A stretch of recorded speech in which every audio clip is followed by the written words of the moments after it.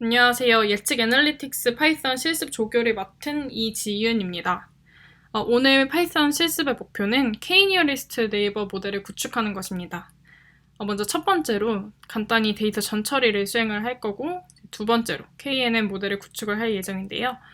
특히 KNN 모델에서는 두 가지 하이퍼 파라미터인 K의 개수, 즉 인접한 학습 데이터를 몇 개까지 탐색을 할 것인가 할 때 이 개수를 의미하는 K의 개수, 그 다음에 데이터 간 거리, 유사도를 어떻게 측정할 것인지를 판단하는 디스턴스 메저가 이제 하이퍼 파라미터로 구성이 되어 있어서 이 두 가지를 잘 선정을 해야 되는데요. 그때 이제 이전 실습에서 배웠던 K-fold 크로스 밸리데이션을 통해서 최적의 K의 개수와 디스턴스 메저를 선정을 해보도록 하겠습니다. 그래서 이렇게 잘 선정이 된 하이퍼 파라미터를 적용한 KNN 모델을 기반으로 테스트 셋에 대해 예측을 해보고 결과를 평가해보고 마지막으로 수업 막바지에 배웠던 웨이티드 KNN이 어떤 식으로 파이썬에서는 적용이 되는지 어떤 식으로 코딩을 해야 되는지 살펴보는 시간 갖도록 하겠습니다. 이번 실습에서도 좀 추가적인 질문 있으시면 언제든 제 메일로 문의 주시면 회신 드릴 수 있도록 하겠습니다.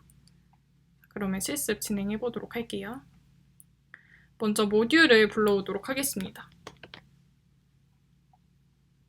특히 이번 시간에는 제가 예시를 분류 데이터 셋을 기준으로 가져왔기 때문에 이런 매트릭들을 가져와 봤습니다. 그 다음 데이터를 불러올 건데요. 오늘 실습에서 사용할 데이터는 브리스트 캔서 데이터로 위스콘신 대학교에서 제공한 유방암 진단 결과를 나타내는 데이터입니다. 그래서 관측치, 샘플의 개수는 569개로 구성이 되어 있고 변수의 개수는 ID, 진단 결과, 그 다음에 30개의 실측 변수 값으로 구성된 32개의 변수가 있는 데이터가 되겠고요. 이런 32개 변수들은 각각 다음과 같이 이제 정보를 가지고 있습니다. 유방암을 설명하는 데 도움이 되는 어떤 생물학적인, 물리적인 그런 정보들이 이제 X 변수로 활용이 되는 것 같아요. 마지막으로 예측을 하고자 하는 반응 변수 값은 유방암이다, 아니다가 1과 0으로 이제 데이터 상에서는 제공을 하고 있습니다. 그러면 오늘 실습에서도 패키지에서 제공을 하는 데이터를 사용을 하기 때문에 디스크립션과 데이터를 쉽게 불러올 수가 있습니다. 그래서 데이터셋을 불러온 거고, 그 다음에 디스크립션을 이렇게 불러왔어요. 그 다음에 데이터의 먼저 쉐입을 살펴보겠죠. 569바이 30개의 데이터인 것을 확인을 할 수가 있습니다. 다음으로 데이터 분석에 용이하게끔 데이터 프레임 형태로 변환을 해주도록 하겠습니다. 그래서 각각의 X 변수, Y 변수들을 데이터 프레임 형태로 변환을 해주게 되고, 다음 데이터를 간단히 살펴보기 위해서 X 변수는 상위 5개를 의미하는 헤드, 다음에 이렇게 확인을 해볼 수가 있고, Y 타겟 값은 테일은 헤드와 반대로 하단의 5개를 보여주게 됩니다. 그래서 살펴보시면 하위 5개 값들은, 그러니까 하위라기보다는 하단의 5개의 값들은 4개의 단순 낭종과 0과 그 다음에 1, 유방암으로 구성이 된 걸 확인을 할 수가 있습니다. 자, 그 다음으로 결측치 여부랑 데이터 타입이 어떤 식으로 생겼는지 계략적으로 판단해 볼 수 있는 info 펑션과 describe 펑션을 지난번 수업 때 공유를 드렸었는데요. 먼저 info를 살펴보면 각각 컬럼명이 무엇인지, 다음 결측치 값들이 있는지를 살펴보게 되는데, 보시면 확실히 이렇게 공공 데이터셋이기 때문에 결측치가 아예 없는 완결한 데이터인 것을 확인을 할 수가 있어요. 그리고 실수 값을 가졌네요. 그래서 모든 변수들이 실수로 구성이 된 걸 확인을 해봤습니다. 자, 다음으로 describe는 통계량을 나타내는 함수 값이었죠. 그래서 각각의 X 변수들이 갖는 통계량을 볼 수가 있습니다. 자, 그 다음에 Y에 대한 value count를 볼 건데, value count가 의미하는 거는 Y의 카테고리들이 몇 개씩 가지고 있는지, 따라서 유방암은 이제 총 샘플들 중에서 357건이고 단순 낭종 같은 경우에는 212건으로 구성이 된 걸 이렇게 확인을 할 수가 있습니다.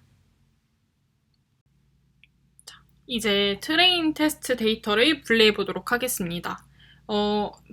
이전 실습에서 계속 트레인 테스트 스플릿을 해왔는데 이제 여기서 주목해 보셔야 되는 건 stratify는 y다라는 옵션을 제가 걸어줬습니다. 그래서 이 옵션의 의미는 지금 y 값을 보면 1이 357개, 0이 212개로 1이 좀 많잖아요.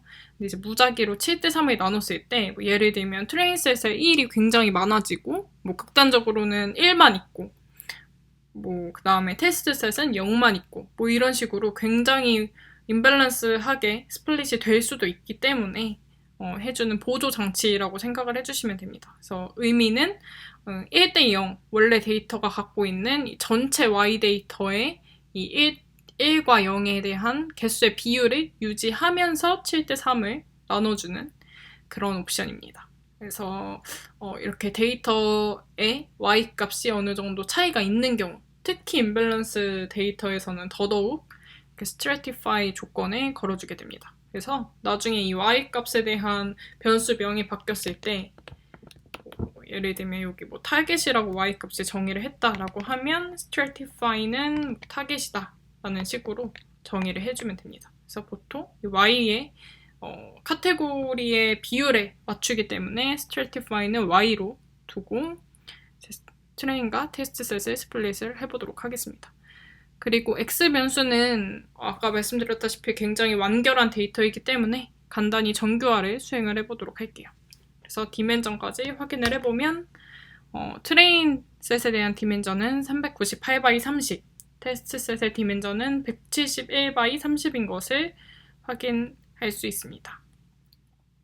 자, 이제 그럼 본격적으로 모델링을 수행을 해보도록 할게요. 그래서 모델링은 크게 두 가지 하이퍼 파라미터가 있다라고 말씀을 드렸는데 첫 번째 K 개수, 두 번째 디스턴스 메저죠. 먼저 K 개수에 대해 살펴보도록 할게요. 그래서 수업 시간에서도 배웠다시피 K가 매우 작은 경우, K가 작은 경우에서는 데이터의 지역적 특성, 로컬한 특성을 지나치게 반영을 해서 오버피팅이 될 가능성이 크고 K가 매우 큰 경우에는 너무 글로벌하게 특성을 반영하기 때문에 오분류를 할 위험이 크다. 그러니까 언더피팅이 될 수가 있다라고 배웠습니다. 그래서 수업 시간에 배운 수업 시간에 시각화되어 있는 그림을 재현을 해봤는데요. 자, 일단 먼저 그림을 그려놓고 설명을 해드릴게요. 그래서 지금 보여지는 그림은 K가 1일 때 디시전 바운더리가 형성이 된 건데 굉장히 이제 로컬하죠. 그리고 K가 50일 때는 상대적으로 좀 글로벌한 디시전 바운더리가 형성이 된 걸 확인을 할 수가 있어요. 특히 이런 플롯을 그리기 위해서는 x1과 x2 두 가지의 변수에 대해서 시각화를 수행을 해야 되기 때문에 제가 여기에 임의로 앞에 두 개의 변수를 활용을 했습니다.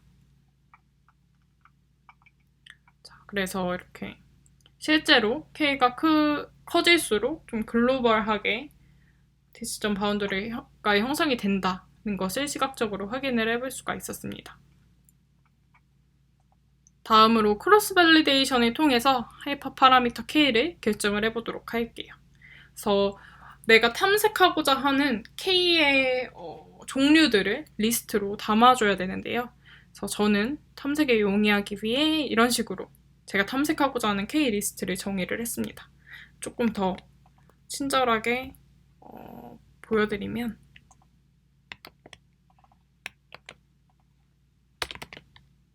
이건 여러분들도 바꿔보실 수 있으실 것 같아요. 그래서 먼저 저는 1과 100 사이의 값들 중에서 이제 그 홀수만을 활용하기 위해서 2와 나눴을 때 나머지가 0이 아닌 경우, 그러니까 홀수겠죠. 이런 식으로 정의를 해서 1부터 3, 99까지 탐색을 했습니다. 각자 원하시는 대로 나는 여러 개를 탐색해 볼 것이다 하면 그냥 이렇게 정의를 해보셔도 될 것 같고요. 그래서 탐색하고자 하는 영역, 종류는 원하시는 대로 설정을 하셔서 분석이나 과제를 수행하시면 될 것 같아요. 자, 그럼 상세히 살펴보도록 할게요. K-리스트는 제가 방금 보여드렸죠? 이제 for 루프에 돌리게 됩니다. 그러면 1부터 3, 99까지가 K의 값으로 순차적으로 정의가 되게 됩니다. 그랬을 때 먼저 1이라고 가정을 해보면 첫 번째 클래시파이어는 이제 neighbors는 number of neighbors라고 K를 의미를 합니다. 그랬을 때 K는 1이 들어가게 되겠죠? 지금 K라고 적어둔 것이 이 루프를 통해 순차적으로 정의가 될 때, 그 다음에 이 P는 2다 라는 걸 지금 제가 설명드리기 위해 써놨는데 유클리디안 디스턴스를 의미를 합니다. 그래서 P라는 것은 디스턴스를 정의하는 옵션인데 유클리디안 디스턴스로 고정을 하고 K만을 변화시켜서 제일 최적의 K를 찾을 예정입니다. 그래서 지금 K가 딱 탐색이 될 거고 탐색을 할 때는 크로스 밸리데이션을 사용을 할 건데 저는 10 크로스 밸리데이션을 사용할 거기 때문에 CV 값은 10이라고 이제 옵션을 정의해 주었고요. 그다음 이제 크로스 밸리데이션을 수행할 때 사용할 매트릭은 어큐레시를 활용해 보도록 하겠습니다. 원하시는 다른 매저로 나중에 바꾸실 수 있어요. 그래서 일단 저는 어큐레시를 기준으로 탐색을 해보도록 하겠습니다. 그래서 소코어 값이 그렇게 되면 지금 10 크로스 밸리데이션을 사용을 하기 때문에 10개가 누적이 되는 형태로 나오게 되는데 그 10개의 값에 대한 평균 값을 최종적으로 그 K에 대한 스코어 값으로 산출을 해서 쭉 CV 스코어즈라는 곳에 담아보도록 하겠습니다. 결과들을. 쭉 담아줄게요. 이 로그 값이 이렇게 찍히는 건 이 TQDM이라는 값을 주게 되면 함수를 적용을 시키면 이렇게 쭉 로그가 찍히게 됩니다. 자, 그러면 이제 결과가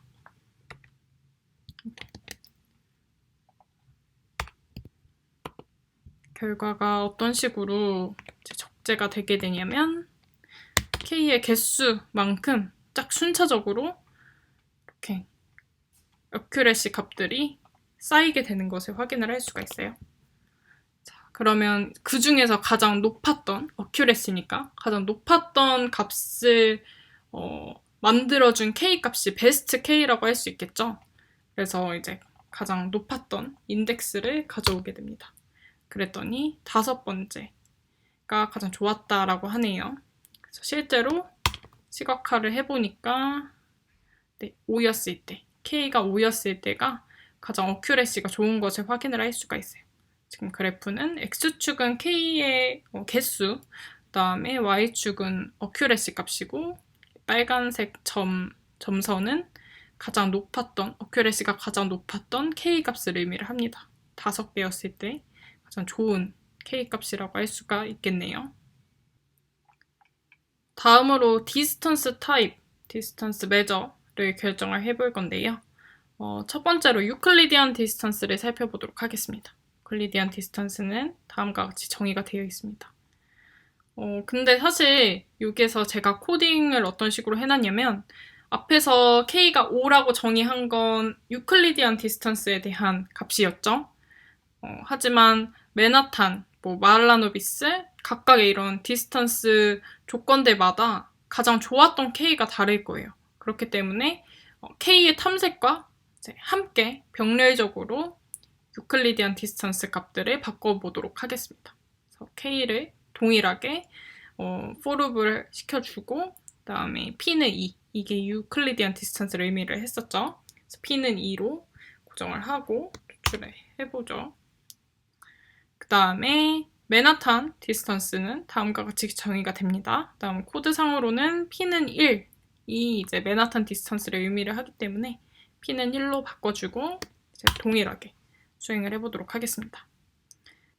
그 다음 마할라노비스 디스턴스는 다음과 같이 정의가 되어 있습니다. 특히 이 마할라노비스 디스턴스, 그 다음에 피어슨 코릴레이션, 스피어만 랭크 코릴레이션, 이 뒤에 적용할 3가지의 디스턴스 메저들은 앞에서 사용을 했던 K-neighbors classifier에서의 P라는 옵션 1과 0으로 제공을 하고 있지가 않아요. 그렇기 때문에 새롭게 이 부분을 수정을 해야 되는 그런 필요성이 있습니다. 그래서 제가 코드로 좀 정리를 해왔는데요. 앞에선 K-Neighbors Classifier라는 패키지를 사용을 했지만 이제 뒤에 세 가지 경우에는 조금 더 튜닝이 들어가야 되기 때문에 Nearest Neighbors라는 패키지에서 변형을 해서 이제 그 정의에 맞게 그 알고리즘에 맞게 쭉 작성을 해봤습니다. 그래서 마찬가지로 텐폴드 크로스 밸리데이션으로 수행을 해보도록 할게요. 말라노비스 디스턴스 같은 경우에는 이때 매트릭을 이런 식으로 정의를 해주게 됩니다.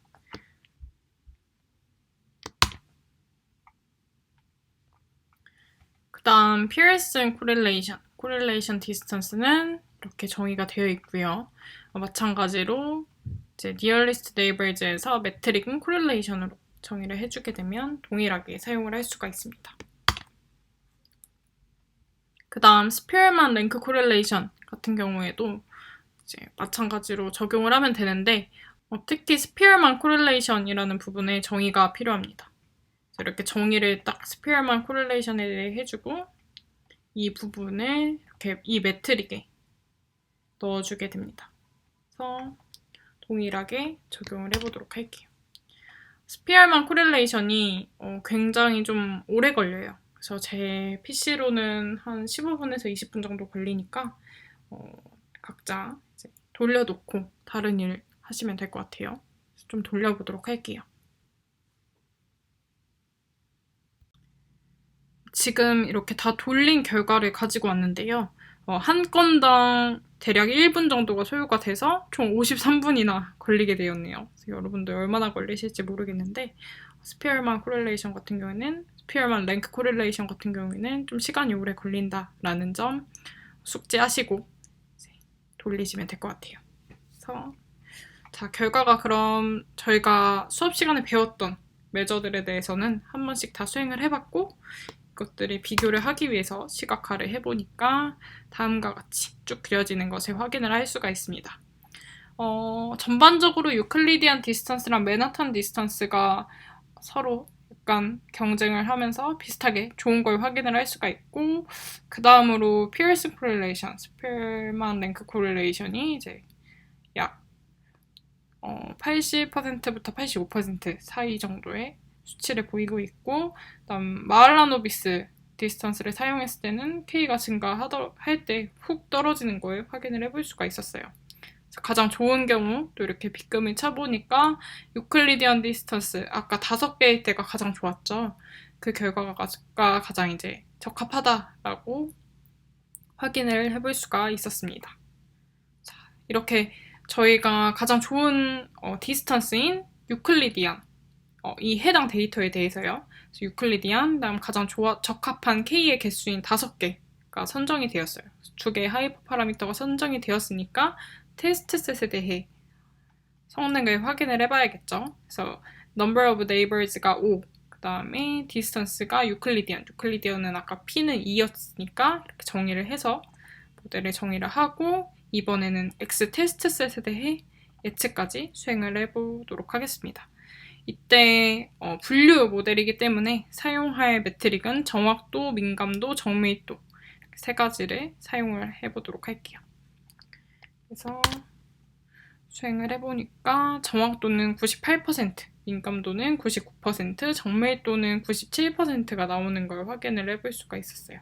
굉장히 좋은 성능으로 잘 분류가 수행되는 것을 이제 정량적으로 확인을 해볼 수가 있었습니다. 자, 이제 그 다음에 Weighted KNN은 어떤 식으로 코딩에 적용이 되냐 하면 굉장히 간단한데 이 Weight라는 옵션을 추가를 해주시면 됩니다. 그래서 Weight라는 옵션이 패키지에서 제공을 하는 게 Uniform 혹은 Distance 두 가지가 정의가 되어 있고 Uniform이라고 정의를 하는 경우에는 저희가 앞에서 했었던 그냥 이런 웨이트를 고려하지 않는 것들을 의미를 하고 이제 weighted KNN을 적용을 하려면 distance로 바꿔서 적용을 하시면 됩니다. 그래서 제가 수행을 해보니까 weighted KNN에서도 거의 저희가 앞서 구축한 성능이랑 동일한 정도로 아무래도 데이터가 워낙 성능이 좋은 데이터다 보니까 어떤 차이 비교는 좀 어렵지만 코드상으로는 어떤 식으로 weighted KNN이 적용이 가능한지 살펴보았습니다. 자, 그 다음에 지금 오늘 실습에서는 클래시피케이션 문제를 위주로 했는데 또 혹시나 리그레션을 수행하시고 싶으신 분들이 계실 것 같아서 간단히 리그레션 적용하는 패키지, 그다음 사용 방법에 대해서 코드를 구현을 해왔습니다. 큰 차이는 없고 일단 사용하는 패키지가 K-Neighbors 리그레서를 사용을 하게 될 거고 그 외에는 크로스 밸리데이션 할 때 앞선 예시에선 어큐레시를 사용을 했지만 리그레션 문제이기 때문에 리그레션에 적합한 매트릭으로 스코어링을 하게 되는 것, 그 다음에 K의 값이나 혹은 디스턴스 메저를 설정을 할 때도 마찬가지로 그 성능에 대한 지표가 회귀 분석에 적합한 매트릭이 되어야겠죠. 그래서 저희가 이제 첫 번째 실습에서 사용했던 로드 보스턴 데이터로 간단하게 예시를 만들어 왔습니다. 뭐 이런 식으로 R스퀘어 스코어를 기준으로 어떤 K가 좋았는지 이런 식으로 살펴볼 수가 있었어요. 자, 오늘 실습은 여기까지 진행을 해보았고요. 혹시나 코드 관련된 질문 혹은 추가적으로 궁금하신 점 있으시면 메일로 문의를 주시면 되겠습니다. 그럼 수고 많으셨습니다.